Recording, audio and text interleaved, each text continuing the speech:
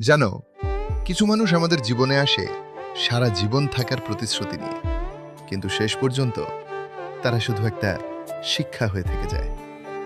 আমি তার সাথে সেই ছোটবেলা থেকে ছিলাম। বাড়ির সবাই বলতো, তোদের দুজনকে খুব মানায়, বড় হলে তোদের বিয়ে দেব। সেই কথা শুনতে শুনতেই আমরা বড় হলাম। বন্ধুত্ব থেকে ভালোবাসা, ভালোবাসা থেকে স্বপ্ন, সবকিছুই ছিল আমাদের। আমি ভাবতাম একদিন ওই হবে আমার জীবনের শেষ ঠিকানা, কিন্তু হঠাৎ একদিন সবকিছু বদলে গেল। আমাদের বিচ্ছেদ হয়ে গেল। বুক ভরা কষ্ট নিয়ে নিজেকে সামলানোর চেষ্টা করছিলাম। তারপর মাত্র 1 মাস পর জানতে পারলাম সে পালিয়ে বিয়ে করে ফেলেছে। কষ্ট পেয়েছিলাম, কিন্তু ভেবেছিলাম হয়তো এটাই তার সুখ।